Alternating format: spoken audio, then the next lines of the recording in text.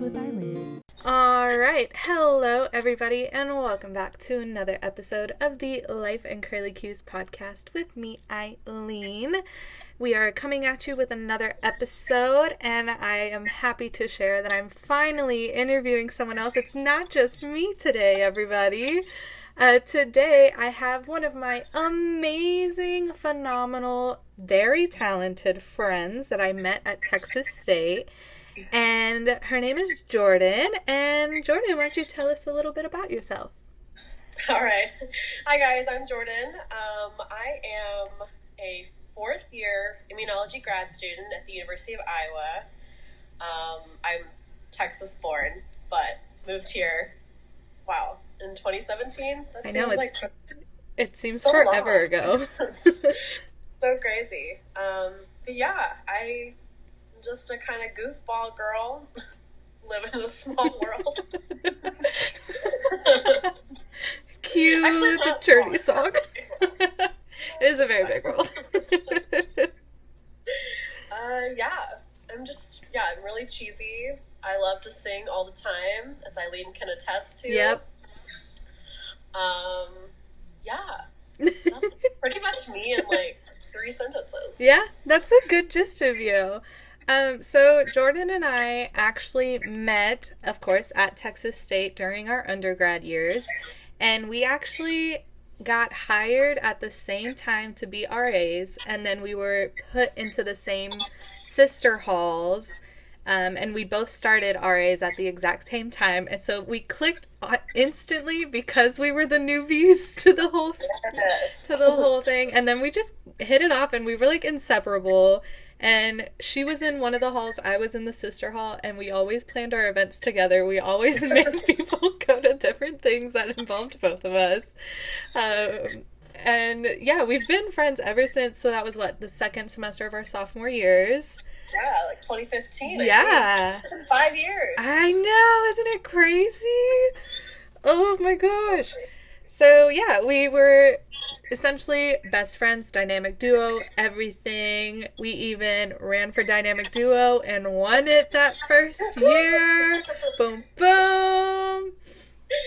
And then we were sent to different halls, and we ended up being at halls next to each other, so it still worked out for us. We still planned things together. And yeah, we've just been doing that. We've had like little jam sessions when we were together.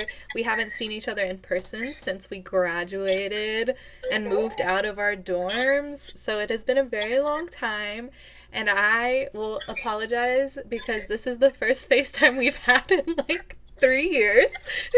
I know, how sad. I know.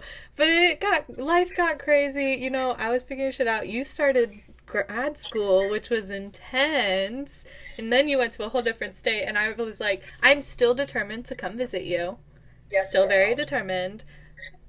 Of course, coronavirus, but once all of this is cleared up, I am still determined to make my way up to Iowa. Oh yes, come visit yes. The land of the corn. But that's pretty much kind of our history, and yeah, we've just talked every once in a while, catch up here and there. And I was very excited when I asked Jordan to be a guest on the podcast, and she said yes. And I was like, yay, the dynamic. Yes, we've been planning this for a while. But also I've been trying to figure out how I've been doing this recording, and now I got a situation, a little setup here. But that's enough about us. Let's kind of get to the gist of this podcast. Jordan, what was a moment where you felt or you knew right off the bat, like, oh man, I'm an adult now, it's happening, we're going full force? So, okay, the moment I knew that I was becoming an adult, or was an adult, I guess, since I've been an adult for years, was when I, started getting excited to buy, organization things, or cooking, supplies, cleaning products. Yeah, I get excited about it now. Whereas before I was like, I have to spend my money, things I worked for, on this. No. And now I'm like, I cannot wait until I buy a standing mixer. You know, it's going to look cute up in the corner. Yeah. think I that's love like that. definition of like adulthood. Now, Yeah. did you get that when you moved out to a place by yourself in a different state? Okay. Yeah, Yeah. it definitely happened when I moved to like my first apartment. Okay. So just kind of having to start furnishing it myself and then realizing, oh, it takes a lot. Like a lot goes into like having your own space. So Yeah. yeah. Okay, okay. I could totally see that. And I totally see myself also like going over that hill, so to say, once I get my own place. I could totally see that happening. Like, oh, yep, this is another level. Like, something I thought of today, I'm sitting at my, like, childhood desk in my room, and all the furniture, like, dressers and desk stuff I've had since I was in elementary school. And I was sitting doing one of my homework assignments, and I was looking at it and I was like, oh my goodness, I want to take this apart and I just want to refurbish it completely, paint it new. And so that's like a realization I had today. I was like, oh my gosh, I'm an adult now. Like, I want to break apart my childhood furniture and turn it into something that actually fits me now. You should. I think it's like such a fun process because you like take something that has been with you for years and then like get to add your new grown-up self to it. Yeah. So I fully support that. Thank you, thank you. Yeah, I just kept staring at it. I was like, oh, this is gonna be my new project. I already started like trying to figure out where the little nails are, and then be like, okay, I got to take it apart here. What can I do here? Yes. Oh my. No, I've goodness. been thinking because even though I've lived here, I've been living in the same apartment for 3 years, I guess. Yeah, so I'm still staying here, but now I'm like, okay. I feel like it's nesting syndrome. I don't know. Maybe because I've just been in quarantine. That's really what it is. That could be it. You just like look around and you're like, this could look more, I don't know, feng shui. It could be better organized. I think it is like that quarantine brain just being like, okay, you got to do something different now. You got to do something. So I think my next task is going to be the kitchen, getting it all like, ready to host people that can't come over. So my question to you, since you want your stand mixer purchase, what would be the first thing you make with your stand mixer? Oh, that's a good question. I definitely think like fancy like cupcakes or something. Ooh, okay. Cupcake couture. Yeah, just like super fancy, super chic. I don't know. I think that's because I've only done bread here a few times, like in quarantine at least. But I really got into baking like cupcakes or cakes just to, I don't know, make it fun, make it feel festive. Like, we're celebrating that we get to stay home and work. So I think that's what I would do. Yeah. Okay, so my next question for you is around your move. So you grew up in Texas. Yes. And basically lived here until you moved after undergrad. So what was that? How did that transition, how did that process go for you? Like, what were the things you were feeling, like, completely leaving home and going to start somewhere new? Well, oh, man. So I guess my first move, though, like, even before moving to Iowa, my first move was moving to college, which was 3.5 hours away. So I think being, like, further away from home at that point, which is still not a lot, but I mean, that's like only like a fourth of my drive. But I think kind of getting that first taste of like freedom in a sense and like feeling of like responsibility going to the undergrad college, like helped me for this next section of like moving. But moving to Iowa was it was hard, but like exciting. Okay. I have like always wanted to go to grad school. Like I knew this was part of my career path. And so like Iowa to me was representing like this was the next step in my like future. Like it's an exciting time. I really wasn't like scared, but I was sad that I was leaving my whole family behind because I moved here by myself, just me, knowing like zero people. So I think that emotional state was like just like kind of like leaving my hometown, leaving my home state. But a lot I think it was outshadowed, I think, by just being completely excited and ready for like this new step that I've been looking forward to for years. Yeah. So exciting. Now, Yeah. tell our listeners a little bit about, so Jordan and I, yes, we were RAs together, but we also had the shared bond of being science nerds and being in the science field in our undergrad. And I mean, we both continued it in our grad schools, but you went on in your field. So what did you start off as with in your undergrad, and now kind of what is the field you're working in? Yeah, so in undergrad, I studied biochemistry, which is, really like focused on like more like DNA processes and just like the chemistry of the body. That's the best way. And I knew that I wanted to do research and understanding like diseases and things like that, and more specifically how our body responds to infection. So I decided to go to grad school for immunology, which is just that, studying the immune system, which is perfect timing. I know. Since we are in a pandemic. I was just about to say, ooh, I can't wait to ask. So what are your thoughts on happening now? Oh, man. Just, yeah. So now I study immunology and going for my PhD. So that the next step, I can either have my own lab or work in like an established lab and kind of just continue research, which I kind of want to do. I like keeping my hands busy. Yeah. But yeah, so that's what I study now, is immunology. That's so exciting. And so, like, I knew you went over there, but I had forgotten, like, what exactly it was that you were working on. And I was just like, this girl is ahead of her time. She's a genius. She's like, y'all, Jordan helped me through so much organic chemistry in undergrad. Those, like, Oh, doesn't man. matter how far you get in your career, I will forever hold like a piece of like resentment towards organic chemistry. It's the worst. Yeah, we have a lot of our staff some are education majors, like the part-timers that we have. Some are education majors, but some are some type of science major.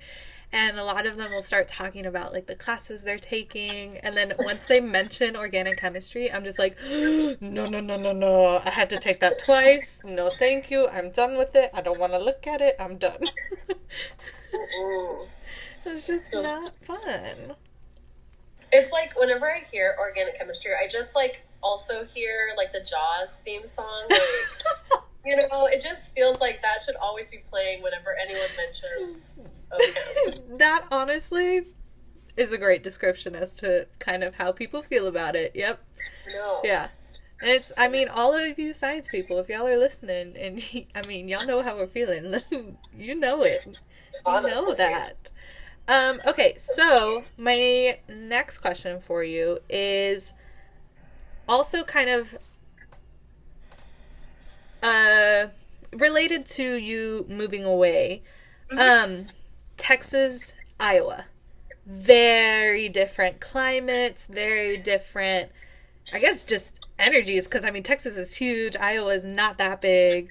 What was that like culture change type thing when you got there?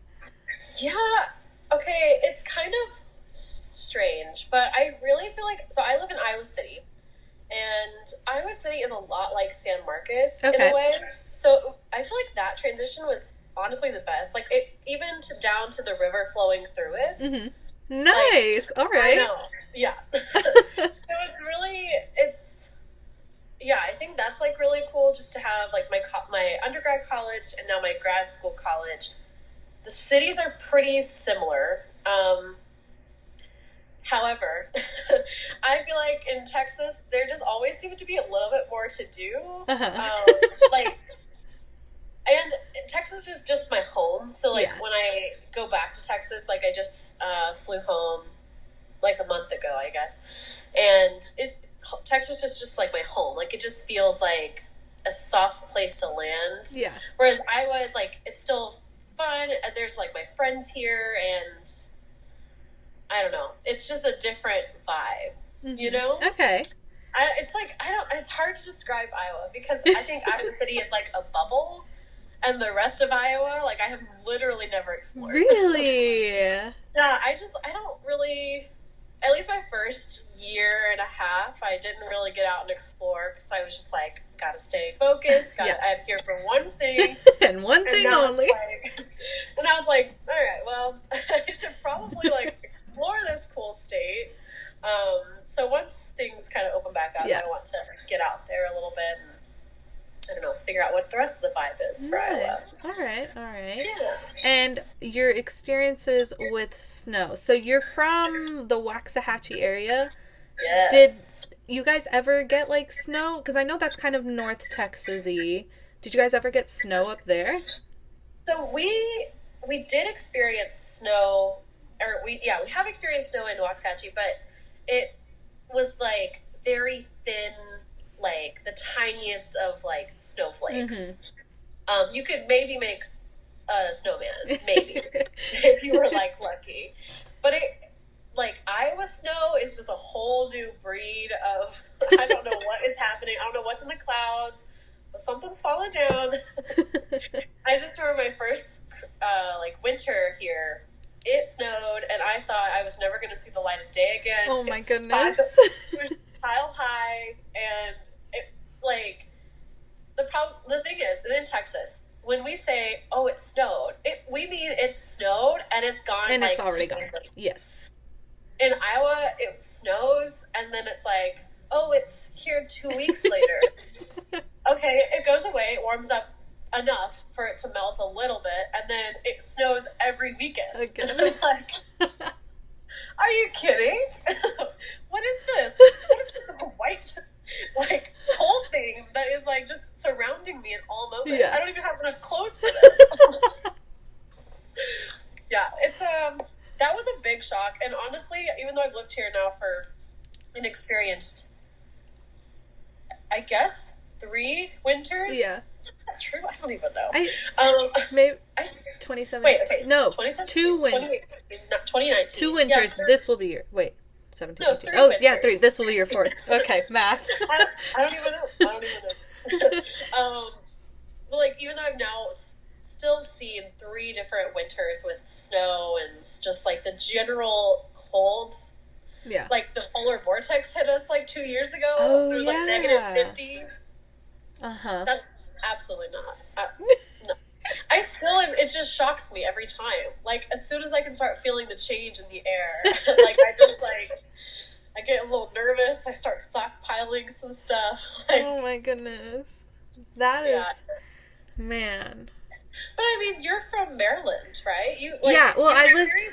cold. Yes, I have experienced cold, because I lived in the Northeast, like, my entire childhood, from, like, Pennsylvania to, like, different parts of Maryland, and then, like, parts of Kentucky that would get it, but that was, like, I was so young that there are parts of it, I remember the fun of it, I don't remember the whole, like, it's freezing, like, how do we get out of it, like, you're experiencing it as a quote-unquote adult, and I experienced it as a child, where I was just like, snow everywhere, boom, boom, like a little mini Elsa just going everywhere. Yeah, I guess, like, I always just envisioned myself, I guess because living in Texas, you always think about, like, and look forward to snow. Uh-huh. And I guess, now as an adult, where, like, I'm still expected to go to work. You don't get to, like, call in, have, like, snow day. You don't get a snow day. It's snowing, where are you? So I think it is a crazy kind of change in how you think about it. From, like, a kid, it's just like this winter wonderland. Yeah. And then as an adult, it's like, I mean, it's still pretty. I will never say this is ugly, because it's always beautiful. It always just, like, does take my breath away, but also freezes me, like, out. Like, it's a lot. I feel you.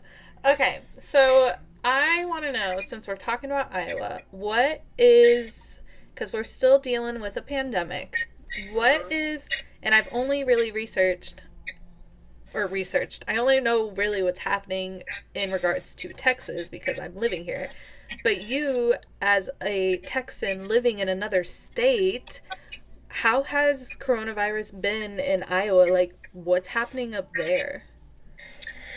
I mean, I would say it's a lot similar to Texas. but restrictions have not really wavered like that much. I mean, restaurants are pretty relatively closed. This whole time they've been that way. They like wearing face masks is always encouraged, and my parting remark will also be to wear face masks. But and I'll say it again later. But, I mean, we can never say it enough. Like, it just constantly has to be reminded. I mean, it's the easiest way to like save another life. But yeah, so I would say it's a lot similar to probably most other states. But I don't know. I think because where I work is right next to the hospital, like in the same, right down the street. I get a lot of like info about like, oh, we've had rises in cases or, decrease in cases, but I think we're getting to a better place in terms of like caseloads and, cause we have like good testing sites that are like really close to us. That's good. But as for like the social aspect, I mean, it's been pretty well enforced about like, under 10 people in social gatherings. Social distancing is like very well enforced throughout most stores. So yeah, I mean, it's just, I think Iowa's done a really great job about it. And it's kind of made it nice, but I'm ready for this to be over. Like, I 100% agree. As much as like masks are annoying to wear, especially down here in Texas with the heat index being like 110 degrees and having to wear a mask. Yes, it sucks, but like you said, it's one of the simplest ways to save not only ourselves, but to save other people. And I'm just like, ugh, this sucks, but I gotta do it. Oh, this sucks. Oh, it's so hot. And then like at my work, we work at a school, and our school has been open since May 4th. And it was, we were closed for like a month and a half. Like spring break was when it kind of started getting crazy here. And then after spring break, we were like, okay, we'll take a week off and figure things out. And then after that week of figuring things out, we're like, nope, we're working from home for the next who knows when. And so we were working from home, and it was really hard for the teachers because we're a nature-based preschool. And so working from home, working online, like there was a lot of difficulties with trying to get the students involved because now everything had to be like through Zoom or through that stuff. And then like, how do we get the parents to take part in the activities because parents are still working? And so we did that for like a month, and then May 4th we finally had the approval from the governor to open back up only for essential workers. Because our school is considered a child care facility. And so we were able to open under that. And we opened essential workers. We only had like 20 kids come. But of course, that involves screening all the staff, all the kids when they come in. We have to wear our mask. And it wasn't that bad in May. But like as soon as June and July hit and the heat started to rise, we were outside doing drop-off every morning for like an hour and a half, and we're just like, hi, temperature, with our mask on. And so as soon as like a car would leave, we would all like get like 12 feet away from each other and just like breathe for a second, take the mask off, wipe the sweat off inside, and then like put it back on and be like, all right, we're ready. I can't even imagine. Yeah, the heat index makes it terrible, but it's also like, come on guys, just be kind to people. Do the stuff we gotta do. I mean, I saw this, I think, on like probably Instagram somewhere, but it's like, this is like a group project, and like we're all failing. Like we're all being graded on the same project, and there are lots of people not pulling their weight. So I think we get different grades. Yeah, I love that. Write it to the teacher, like, excuse me. So I have a question for you. Here in Texas, and what I've seen in Florida, is that there's been like a rise, like a spike in cases down here because of course people not listening and wanting to enjoy the beach and all that stuff. Has there been, and a lot of people are describing it as a second wave, but I don't see it as that because it never really left. It just kind of died down a little bit, and then people acted not smart for Memorial Day, and then it went back up. In Iowa, did you guys have kind of like that, like, oh, cases, and then level out, and now is there a rise up there, or is it still kind of been flat for y'all up there? I don't know that we've had like more of, I don't think we've had like a roller coaster almost is what it's sounding like for a lot of other states. Mm-hmm. But I know for us, one of the people in my connection group for church, he works in the hospital, and he was saying that we're reaching like really low numbers. Okay. Like we're hitting more of like the downward bottom part, which is excellent. Yeah. So it's hard to predict what that will mean for like, when it gets a little bit colder, if that's going to just like increase kind of like flu season. Yeah. So yeah, I wouldn't say that we've had like a roller coaster or like, lots of ups and downs, but it's been I would say kind of steady. Okay.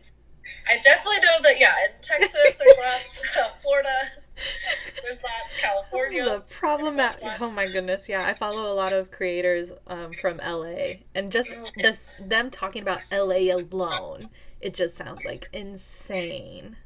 Which is really surprising that, like, I don't know, I guess, yeah, with the beginning of all of this, when I also watch a lot of creators from California, mm-hmm. and there were so many restrictions, and so it was like, how is it possible that it's still a like hot spot for mm-hmm. this virus? And so yeah, I don't know, I find it very interesting, but I don't know, I think there's so much that goes on in the news that kind of can twist the information along to make it sound either worse or better.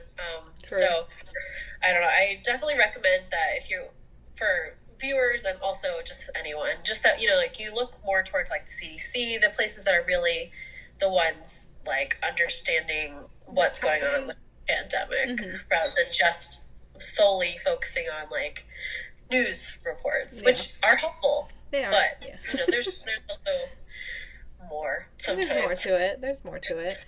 And then as an immunologist yourself, what are your thoughts on like coronavirus itself, or like do you have any thoughts about it?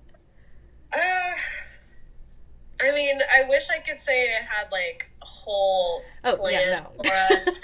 I really don't. I don't really know enough about the virus, like in general. I know that we have in my university, right down the hall actually is like one of the leading experts in coronavirus work. Wow. Yeah, which is really cool to have that kind of like, I don't know, prestige almost. Yeah. But I also have a friend that is in that lab working, and so I get to hear sometimes what he's kind of hearing from his boss or mm-hmm. whatever. And yeah, I mean, the biggest thing that has been recommended is that we just keep like wearing our masks and washing our hands enough. But in terms of like what we are knowing about long-term immunity, and I know like recently there's been multiple articles talking about like the herd immunity that is coming around, with specifically that there's like less lethal strains, I guess. Okay. How it's been like marketed in the news. I don't know. I think I need to like do some more research on it and understand like, what do we even know enough yet? That's true. Research takes a long time. As much as like things like this, it's like crazy because there's so many people all across the globe focused on researching mm-hmm. this, but research does take a long time. Yeah.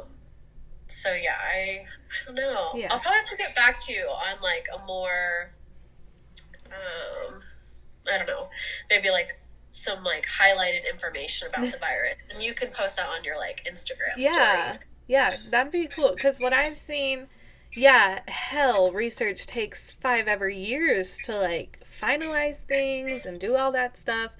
And I was reading, I think I was just scrolling through Facebook, or someone sent it to me, but it was like, I saw one article where it was like they were testing some form of like a vaccine in Africa, And then recently there was one that there's like a company in Houston that's looking into like getting test subjects for to test out some type of vaccine or thing, and I'm just like I don't know how's this. And then I've been listening to Bill Nye has a podcast, Oh yeah. and I've been listening to his podcast, and he had a series about coronavirus where he would just like talk about it, and they were talking about the research and what it's taking to find a solution to coronavirus. And it's like, yes, they're looking for a solution, but what happens once you get that solution? Like, you still have the process of trying to distribute said solution to the world. Who's gonna get it first? Who's gonna create so many to the billions of people that are fighting it currently? Like, there's a lot that goes on to it, and it's just crazy that like we're going through it all together in the world, because you know there are outbreaks here and there in certain countries, but the fact that this is an outbreak that we haven't seen since like history going on right now, I think it's just like 100 years ago. Yeah, it's like fascinating, but also like, whoa, what is happening type of thing. Well, I think also it's amazing that we are I mean, as scary as the time as it is, because I won't diminish that it's a scary world right now. Oh yeah. Like the pandemic, and just trying to understand, I mean, much less like everything else going on like socially, but like in this particular like pandemic, like we have so many advances right now with technology, and we do have like a lot more understanding of just even like base immunology things that have come about in the past 100 years. Mm-hmm. But 100 years ago, when someone was going through a pandemic, they didn't have all that. So it was even scarier, because like the death rate, I'm sure, was like looking astronomical. Yeah. Because they didn't have all these cool technologies that we have now. And so yeah, it's something that I've actually thought about the other, like not too long ago. I was just like, okay, this is how we're dealing with it now. What happened with the bubonic plague? What happened with all of the other plagues we've had? Like, how did they deal with that in the times that they... Because, I mean, they didn't have the resources we have right now. It's just crazy to think about it in that aspect. Yeah, and then in some ways, I wonder how the news, like, with being able to have, like, broadcasted news, so, like, you know, back in time, they didn't have all of those, like... I mean, they did have newspapers and news sources, but it wasn't, like, I guess, as readily available, maybe. True. And, like, they didn't know what was happening in other countries, because I feel like it just, like, away. Things took longer to get to you. Like, information took longer to get to you. And so now with us being, I mean, just generational and just, like, just all this time, everyone that's alive right now has just access to technology and, you know, I don't know, TV and just everything. And so I think it's like, even back then, all this stuff was happening, but they didn't know about all of it all at once. And right now we're able to like process all of this all at once. It makes it a little bit scarier, but also like we're very fortunate that we do get to have this access to this knowledge. Yeah. But yeah, I can't imagine living back then and not and just like I'm sure research took even longer back then. That's true. That is true. They didn't have like, such advanced technologies in the research wow, I still can't talk. In the research rooms. Same. Well, and the researchers, like, they probably didn't have the right supplies either, like, you know, the proper protection. So they were probably getting sick from studying. Yeah. I'm glad I'm not in that position. Because no thanks. So you mentioned you're working from home. How has that affected, or how has coronavirus and just like lockdown, quarantine, how has that affected like lab work for you guys?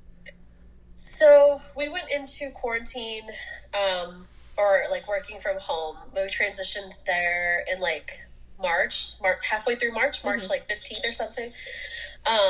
And so we had to shut down all of our experiments that were like non-essential, basically, which things that were either like right about to be finished and like we had to have that experiment done, like everything else had to be shut down.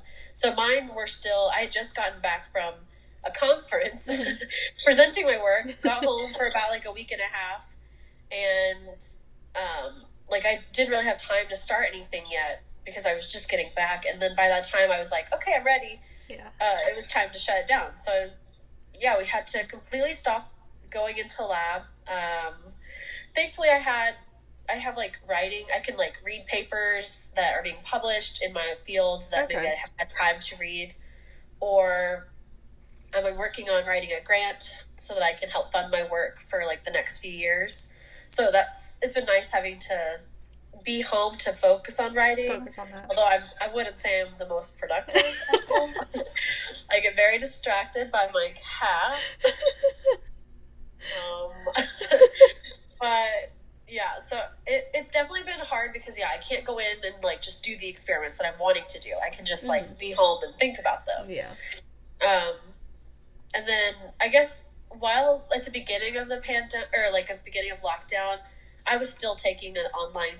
We had transitioned to an online class, so I was still working, going to class Monday, Wednesday, Friday. So that was kind of, it kept me busy.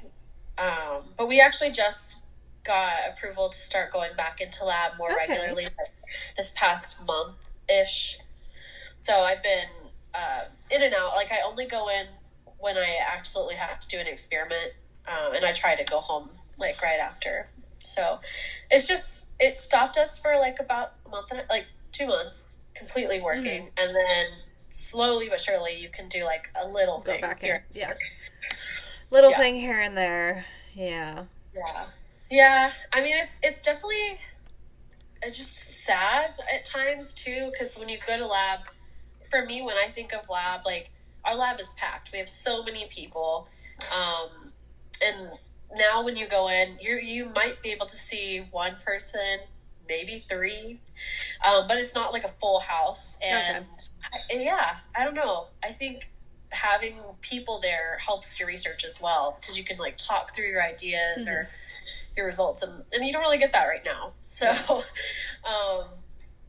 I'm hoping it'll start picking up soon and we'll all be back. But is there something, this is my final question about the pandemic, and then we will get into fun things.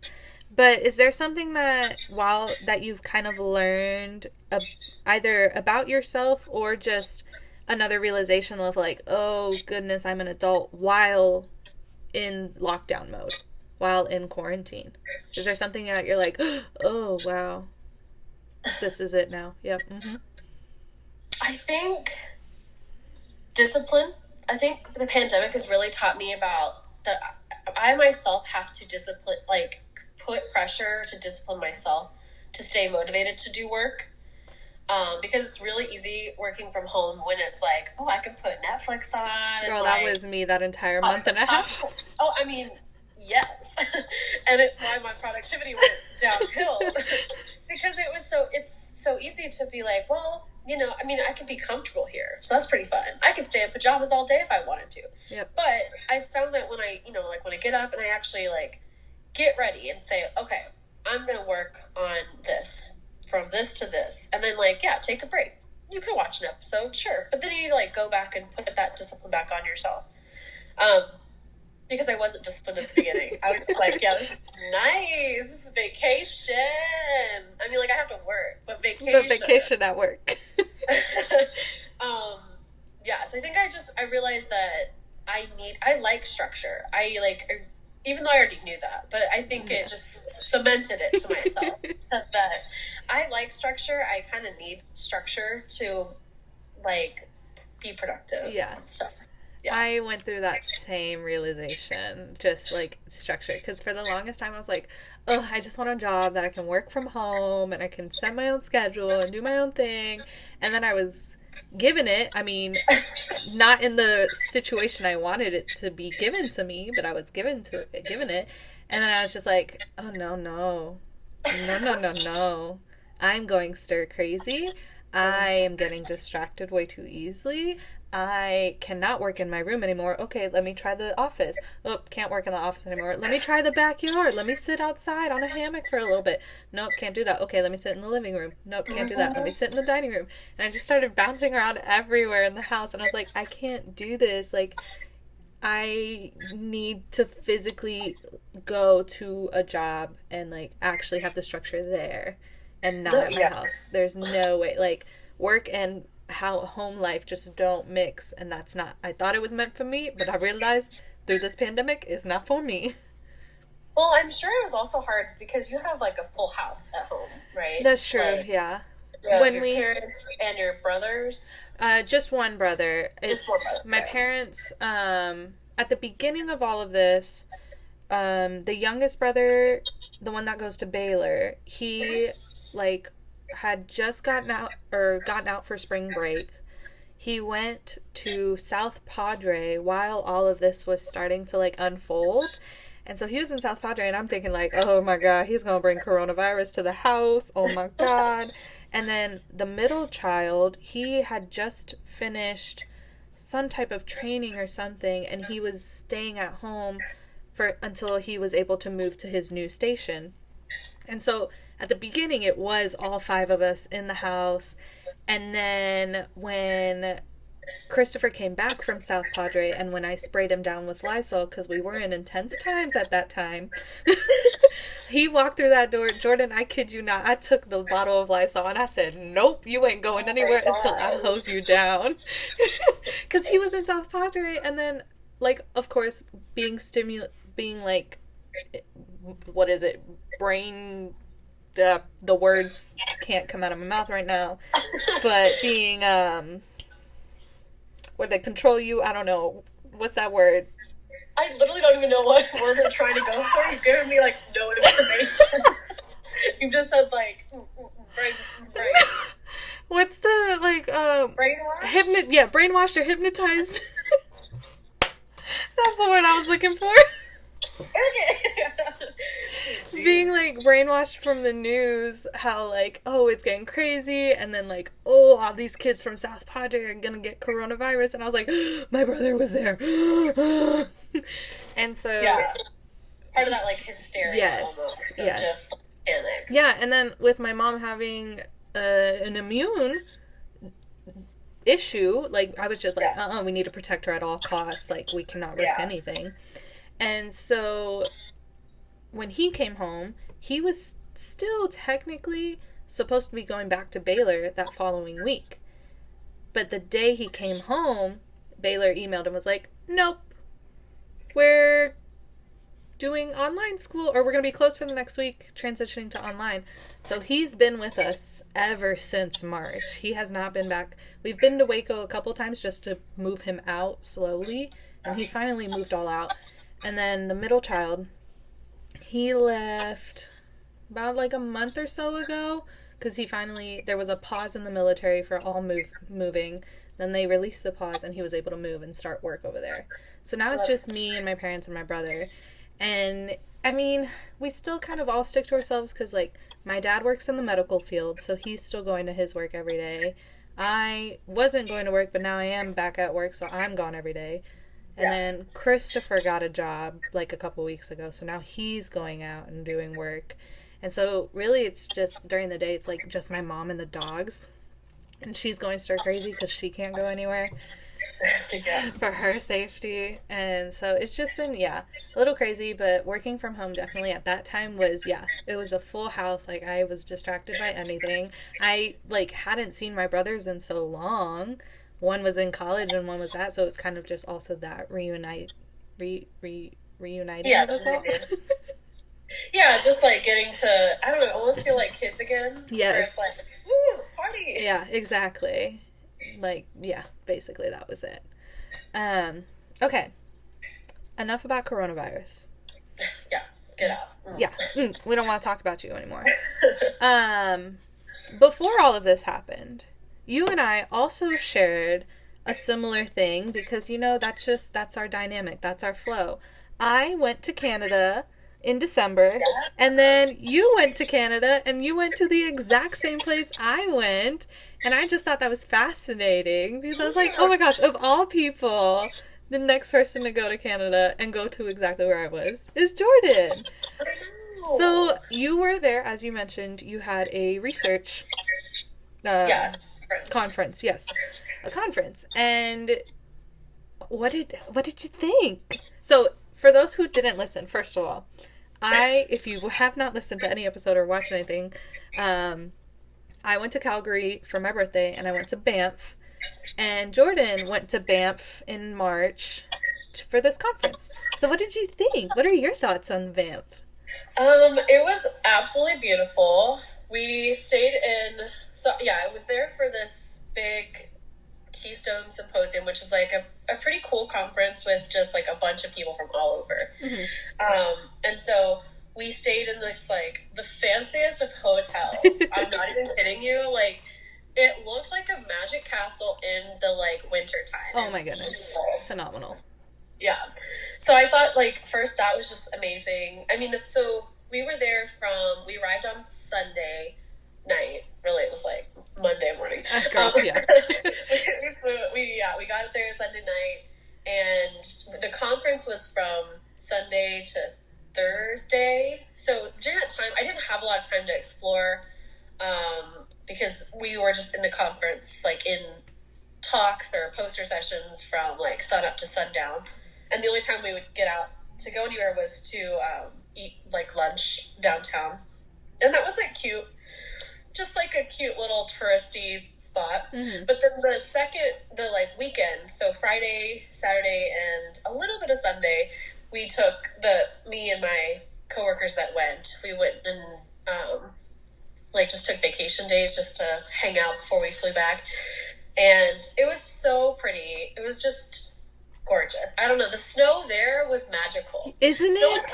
Yes. I was like, but like snow in Canada, specifically Banff, and we also stayed in, where else did we stay? Canmore, I think is where we stayed. Yes, Canmore. It was like right next to it.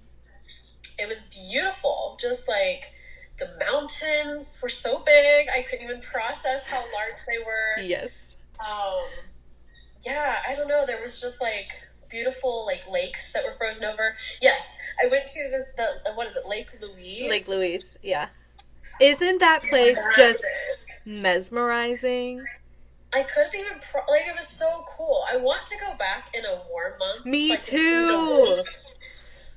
Because it was so beautiful. I mean, yeah. At least it's like one spot where the water, like if you looked at pictures, you know it's supposed to be a lake. It is completely frozen over, just a winter wonderland, and you could just like walk on out there and not feel like scared. But they had an ice castle, literally made out of ice blocks. Yes. Like, what is this? Like, it's fascinating. Insane. Yeah. Did you walk through the ice castle? Yeah. Okay. Yeah, I did that too, and I was like, oh, what? It was just amazing and beautiful. Ugh, I loved it. And the people were so nice there. Yes, I don't know. I agree. People were very nice. Very hospitable people over there. It was great.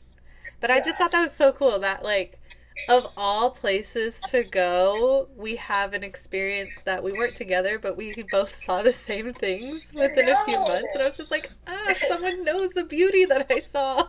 It's so crazy. Like, I want to go back just every day. It was so great. How far, or like how long of the flight was that from Iowa? Because I know y'all are definitely closer than Texas. One of the things, we are technically distance-wise closer, but we had a layover, and so I think our layover was in Colorado, maybe. Oh wow! So we flew down and then back up, and I was like, I mean, okay. So it was. I don't even know. I feel like it was maybe 5-hour flight days, or maybe longer. I honestly have repressed those memories because it was. It's so long ago. The flights were so full, and it was just like, we were just excited to go and then to get back. So, yeah. But I know we didn't fly straight there. We had to do a layover. Mm-hmm. The airport that's right next to us is like teeny. so it has like minimal flights in like big cities. So, Dang. yeah. Yeah, I've done a flight like that where it's like you go complete opposite of where you know where you need to go before you go. We were flying to Puerto Rico one year. Excuse me. And we flew from where were we living? I think we were living in San Antonio. But we flew from San Antonio up to Connecticut and then down to Puerto Rico. Literally, what? Yeah. And I think it's because, excuse me, I think it's because we were on the standby list for the airline. And so the only flight we could get on was the one going to Connecticut. And it was like a nighttime layover flight, so we wouldn't leave until the next morning. And so luckily we had family in Connecticut that we were able to stay with, but we were just like, this is ridiculous. We flew from San Antonio up to the north, like a very north. Literally the most yes. north. And then down to Puerto Rico. Like, it was just insane. Those flights are crazy.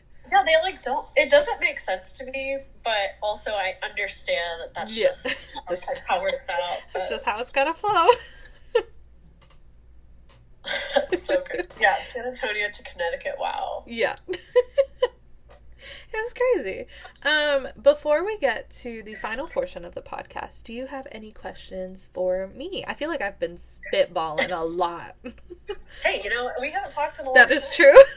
I guess I do, yeah. Like, how... I know you said you're in grad school now, which congratulations. Thank Welcome you. to the grad school club. Thank you. Very, very tight-knit group, what are you most, excited about? Or are you nervous for, what's to come with grad school? I don't think I think I'm more excited than nervous because I've been waiting so long to do it. Because, ever since I graduated from Texas State, I've been like, yeah, I want to do grad school, but I eventually, I don't want to go into it right away. I need a break.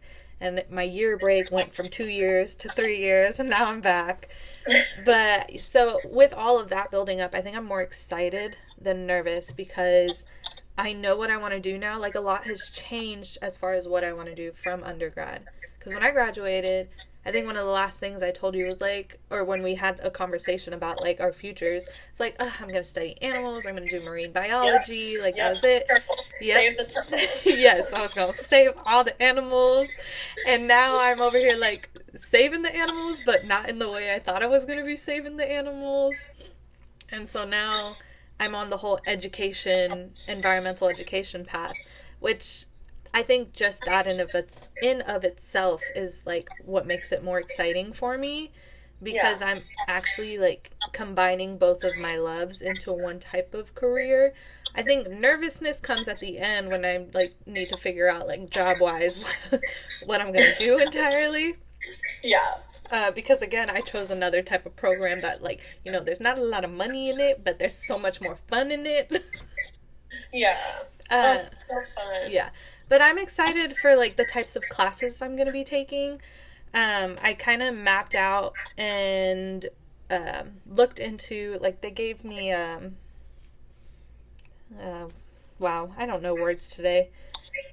They gave me a planner of all the classes and kind of when to time it out with my advisor and stuff.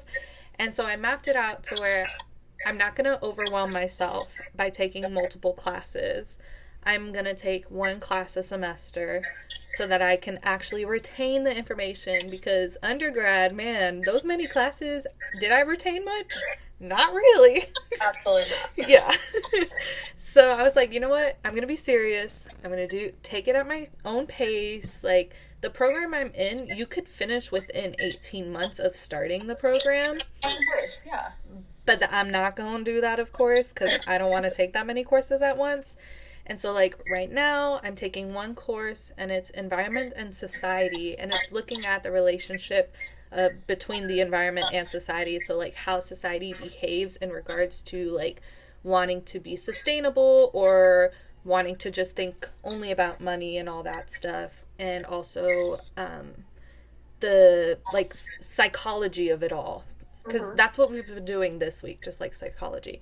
And the way it just flows, it's week, it's all online. We have an optional Zoom meeting every week, and it's with a guest speaker talking about a topic related to what we are. So like the first week, we talked to a girl who was in Hawaii working on a exotic bird in Hawaii and a reforestation project down there. So it's exposing me to a lot of different like areas. The school itself is in Minnesota. Yeah. Fun. So a lot of the people in the class are, of course, are from the Midwest Minnesota area, but there are a few from other states. So it's fun kind of seeing not only them talk about Minnesota, but all these people are bringing in aspects of where they're from. Like there's a girl from South Carolina, me and another girl here in San Antonio, which was crazy how that worked out. That we don't know each other, and we're both from the same area. Like she went to school in the city I live in. That's so crazy. Yeah, and then there's a guy from New Orleans, and there's someone from Colorado. Like there's people from all over, and it's just I'm fascinated by the fact that like I'm at a school, I'm going to grad school online, and even though I'm not physically there, I'm still engaging with people that are from all over the place. Yeah. Yeah. No, that is such a fun thing about grad school is that like usually like in undergrad at least most everyone we went to school with was from Texas. Yes. like there's no question about it. It's just like everyone was from even if it was like the farthest part of Texas. Most like I would say 95% of people were probably from Texas. Yes.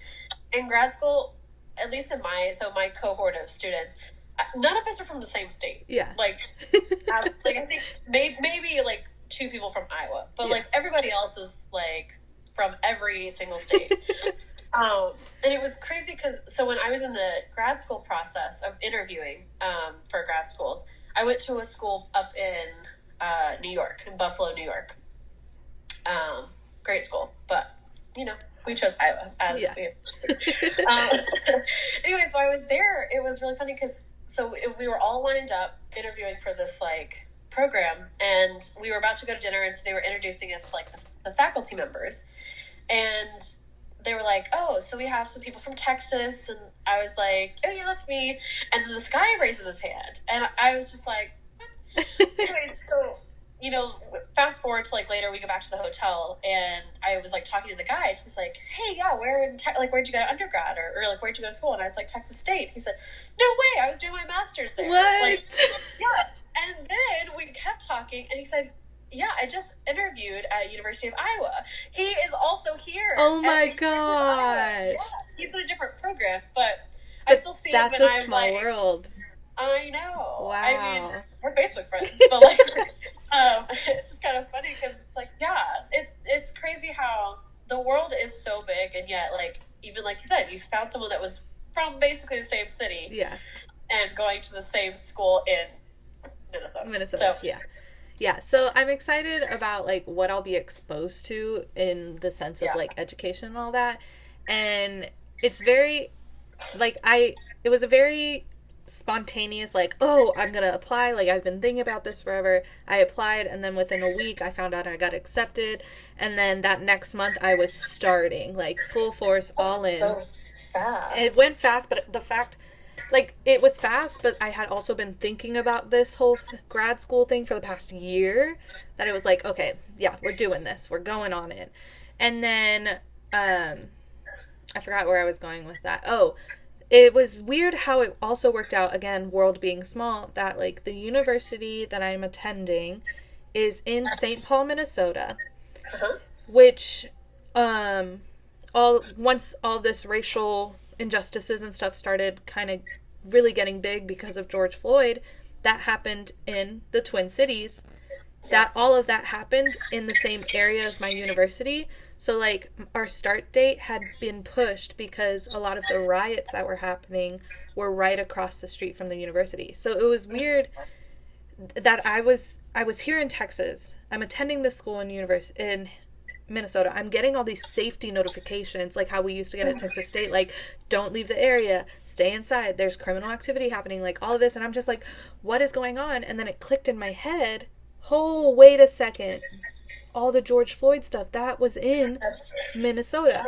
And so when the class started, even the professor was like, this class that we're having, the environment and society, it's very important or very pertinent to what's happening right now, because we had the protest happening. So we were talking about the protest and the effects of protest on the environment and all of that stuff.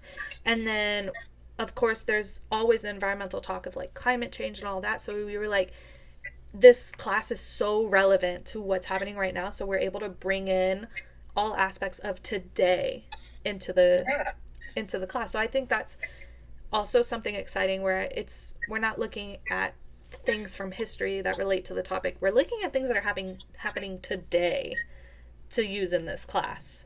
Yeah. And so, yeah, I'm excited about that. It's the only class I'm taking right now, which is a great load. I don't know how I would be able to handle a full-time job plus multiple classes online. And then in the fall, I'm enrolled for 2 classes, but they're each 2 credits. And the way it's set up is like one class is the first half of the semester, and then the other class starts in October. Oh, yeah. Like little 6-week programs. Yeah. And so that's the most I would take in this plan that I created for myself. I'll only take 4 credits every semester, which would take me about 3 years to finish, which I'm like, that's okay with me, as long as I'm learning and getting my education and actually understanding what I'm doing, then we're good. But yeah, I'm excited for a lot of the classes. There's some classes that talk about like animal science and ways to teach about that. There's a summer class that talks about nature-based learning and nature-based schools, and I'm just like, ooh, I work at one. I got You'll this. Be the shining star. I work at one of the biggest ones in the nation. I got it. We're good.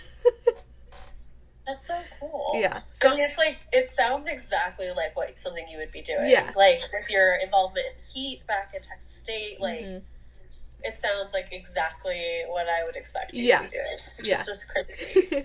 Yeah. That's awesome. I know. I'm excited. And just to see, like, what comes out of all of it. Like, who knows in 3 years, like, what opportunities I'll have by that point, I'll have a master's degree. Yeah. Well, and like all the connections that you're going to make along the way. That's like it so sounds true. like even since they're like bringing in or zooming in people that you can talk to, like, you know, that's just so many connections throughout your entire career. Yeah. Through grad school. So that's really awesome. Is there a research component? Like, do you have to at some point? Yes. At the end. With like the last semester, the last year or so, there's a capstone thing you have to do, and it's either a capstone project or a capstone thesis, and you get to choose which one you want to do. As of right now, just starting, like what I've read about both, I think I would lean more towards the capstone project, just because that's more trying to implement something, trying to do a study, not necessarily writing. Like, I like more of the hands-on things. So I think I would lean more towards that. Another cool thing about the classes, or at least like the summer class that I'm in, some of the people in this class, this is their last semester. Like, they're working on their capstone. And then some people like me and someone else, this is our very first class we're taking. So it's just also like interesting to see that dynamic as well. The fact that there are people who have already been in this program for so long, and there are people who are just now starting. Yeah, it seems like a really flexible program, which is like really nice. Mm-hmm. And it's a lot cheaper than I thought it was going to be. I mean, it's still expensive, but it's cheaper than I thought it was going to be. So I'll take it. That's definitely always a plus. Right? But yeah, I'm excited that I get to join the grad school gang with you. It's pretty nice. We'll have to get shirts. Grad school gang. Grad school gang. Coming soon. Honestly. They'll be for sale, like collab shenanigans. That's funny. All right, Jordan. Well, that brings us to the last segment of the podcast, which is the mug of questions. Dun dun dun dun dun. Yeah. I make a new jingle every episode. Hey, I'm okay with that. Okay, Jordan, you will go first. I'm mixing it. While I mix it, pick a number between 1 and 4. 3. Okay. 1, 2, 3. Okay, your question is... Okay. If you could be any Disney character, who would you be? Okay. Wait, okay, hold on. This is a very interesting question. Okay. Because does the Hamilton series now, is that considered Disney? It's on Disney Plus, so I feel like it should be included. Okay, for the purposes of this question, and it seems like you want to use it Disney. as a, I mean, let's do 2 rounds, you know? Let's do classic Disney, and then let's do if Hamilton. I mean, I would say it's part of the Disney universe now that it's on Disney Plus. Okay, but for this point of it, like, most people probably wouldn't include it, so, since they're, like, historical figures. I would say my favorite, the favorite Disney character? No, well, I mean, you can say your favorite, but it's if you could be any Disney character. If I could be one. Okay, yes. Okay. I would be, I want to say I would be Moana. Okay. You know, I loved her story. She, like, her main point was to, like, heal the earth that, like, she was with. And it wasn't about, like, being somebody for something else. It was being something for herself. And I really loved that. And, you know, I love that answer. And that still technically ties you to Hamilton because Lin-Manuel Miranda was in it. I mean, you know. And also, George Washington in Hamilton, he was Moana's dad's singer voice. And Philippa, I also heard Philippa she had a speaking role in Moana too. I just saw that recently. Really? Yeah. I didn't know that either. TikTok is teaching me a lot of things. Honestly, TikTok, wow. Who knew? Such right? But, like, I believe it. Yeah, I think Moana definitely would be the person I would be in the Disney franchise. But if I were younger, I probably would have said, like, Ariel, because I wanted to be a mermaid. Honestly, I thought you were going to say Ariel just because of that one Halloween where we wore onesies to our Halloween party. You were Ariel? And then I started thinking, like, the practicalness yeah, of that's love and talk. And true. On land, before she, like, got her voice back, she wasn't able to speak. And, like, I talked too much for that. So, like, I had to be realistic. Say, I could do Moana thing. You know, like, she's on her own for most of it. She doesn't need anybody. Same. I mean, true. So, yeah, true. I would say Moana. That's a good answer. That's a good answer. Very good. Mm-hmm. If I could be any,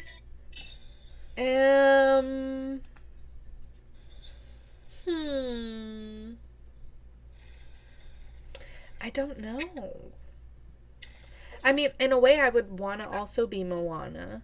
You can do that. We can be 2 Moanas. Let's just be 2 Moanas. Let's be the Moana sisters. It would make more sense for you because she's all about, like, environmental. Yes, like that too. But also, like, a part of me is like, I would really want to be Lilo because Lilo just lives her life. Are Lilo. Like, I would be Lilo. I'll be the Lilo. You be Moana. We both be just like Polynesian, Hawaiian, beautiful people. We got this. Boom. All right. My question is... Wait, while you're drawing the question. Okay. If Hamilton was a part of it, I would be Angelica Schuyler. Okay. Yep. I feel it. Yeah. I could see that. Mm-hmm. Yeah. I finally saw Hamilton, and I gotta say, I loved it. It was great. It was amazing. It was amazing. It was amazing. Okay. My next question is actually one of my questions that was sent in when I asked people to send in questions. Yes. So this question comes from @CalypsoCruz, and she asked, if I could live anywhere, expenses paid, where would it be and why? I think I've said this many a times on the podcast, if expenses were paid, shoot, I would go live Australia, New Zealand. Like, flights are expensive as hell to get over there, and if they're gonna pay for that, I'm there. And also, that's where I envision myself, like, retiring and just living my life, because of the amount of wildlife that's over there. And also, I went to a nature-based conference in 2018. Yeah, when I first got my job. They sent me to a conference in Chicago, and I learned that there are so many nature-based education programs in Australia. There were so many people from Australia at this conference, and I was like, This really is a cool, though. this is a sign. I need to live there. So I think, yeah, if I could, all expenses paid, live somewhere, it would be Australia, New Zealand. All expenses paid, I'd have 2 houses, one on New Zealand, one in Australia. Boom. There you go. Done. And that would be my answer. Love that. Honestly. Huh. Yeah. I mean, it could make sense, though. Like, the Irwins are there, Yeah. Well, in Australia, at least. The Australia Zoo is there. Maybe I Yeah. could help do some coral reef restoration. I mean, Global warming's happening. We got to help save those coral reefs. we do. We really do. Yep. All right. Your turn. Okay. Question 1, or number 1 through 4 again. Let's do 2. Okay. 1, 2. Do you speak any other languages? Oh, no, sadly. Sadly, no. I mean, I speak Disney-ese. Have you, I guess in this sense now, if you don't speak any other languages, have you tried to learn other languages? Or, like, have you ever had a time where you were just like, I want to learn this? Yes. So I took Spanish back in high school, but I have tried since to, like, try to learn it. I just need to practice more. But I would not say I speak Spanish for reasons. I don't think I can hold a conversation. But additionally, I really want to learn ASL. I think that is something that's really important that everyone should learn. Yeah, I agree with that. I also want to learn. I knew a couple, like, words and phrases when I was in elementary school, and this was when I lived in Maryland. Yes, when I lived in Maryland, we had a girl in our class who could not talk. She could only talk either with her machine. She would be able to respond with her machine. She had limited mobility in her hands, and so we would have to talk with her through sign language. So I learned sign language to be able to talk to her, and so she could respond with her buttons and stuff. And so I knew a little bit back then, and some of it still stayed. Like, I know how to, at least from that time, I can sign, like, girl, boy, and then, like, cookie and water, alcohol. Those I learned in college. Yeah, I mean, those are important ones to keep in your back pocket. But, yeah, so I learned a little bit, and then, like, here and there, I've tried to, like, learn some things. I know how to sign my name. Good. So I've got that down. I think there was a time, I think there was a website, I don't remember what it was called. Maybe it was like Skillshare or something. But I saw that there was a guy on there who had, like, videos to learn sign language. And so if I find it, I'll send it to you, because I was just like, I could just say, I found it when I was working from home, and we had to, like, do trainings, and my boss is like, honestly, if you tried to learn a new language, that counts as a training. You just gotta clock your hours for it. And I was like, cool, let me try to learn some language. And so I took French in high school. Only took it in high school. And then I think recently I downloaded Duolingo after I watched a Netflix show that was from Brazil, so they only spoke in Portuguese. That inspired me to want to learn Portuguese. That's how it happens. Yeah. I think I really got into sign language when I watched Switched at Birth. Oh my gosh, yes. Because I agree. I mean, I'd always been fascinated by it, but I think been watching Switched at Birth on, what is it, ABC Family Freeform, that it was just so cool to see that culture. And I know that the culture is just, there's so much more that I don't even understand, but that's something easy to make more people feel included in this world. So it's definitely something I want to learn and think about. I think that sounds like a fun one. All right, last question. Crayons or colored pencils? I would personally have to say crayons. I don't know. There's just, like, a nostalgia to it. And also, I still own coloring books, because, like, child coloring books, because they're just a great de-stressor.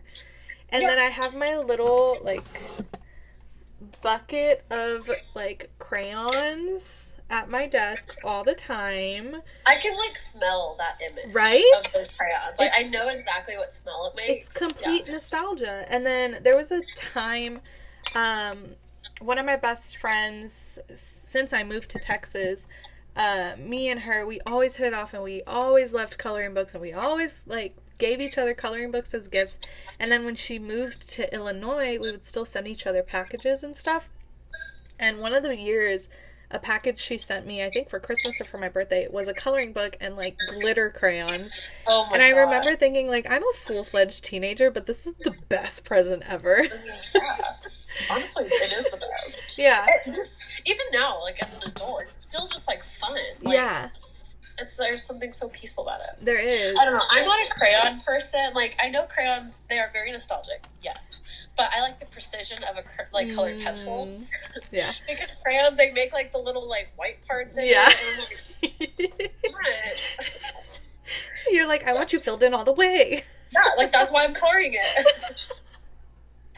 I don't want that, like, weird vanilla-y white color behind it. No, thank you. But that just shows some of my personality. That's so funny. But it is just nice, like, no matter what we use, like, it does just bring peace, a peacefulness. I remember when I was working from home, we had one of our, like, a bajillion Zoom meetings in the week, and Yes. I just had hit a wall, and I was just, like, not feeling it, and I was like, I gotta be on this call, and I, like, pushed my camera over back, and I made space for one of my coloring books, and I just grabbed my bucket of crayons, and as I'm listening to these people, I'm just coloring in, and I'm, like, so zen. Do I remember anything said? No, but I was so pieced out and just, like, chilled. Oh my gosh. It was great. I was high off of Sounds crayons, and it was nice. great. Sounds like fun, honestly. Sounds ideal. Yeah, why not? All right. Well, Jordan, that brings us to the end of the podcast.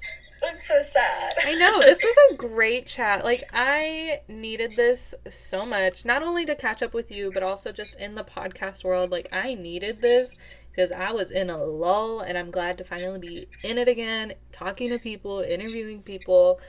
And so, thank you so much for being, like, essentially my first guest back, in a way, since all this coronavirus stuff started. And You're I just welcome. appreciate But also that. thank you for having me. It was really fun. Of course. I'm glad you could join. I missed this dynamic that we had, you know? I know. I felt like no time had passed. I know. It was crazy. But, again, that brings us to the end. Thank you for coming on. Do you have any final words before I bid us adieu? Yes. I will just, as your local immunologist, I would just encourage everyone to just keep heeding the warnings and make sure you're washing your hands and wear a mask because we're all in this together, like High School Musical once said. Mm-hmm. And we do want to make sure that we keep not only ourselves safe, but everybody else safe. So that's what I will leave everyone with. Well, thank you so much. As Jordan says, be safe, mask up. Also, don't forget, like, register to vote if you're not registered.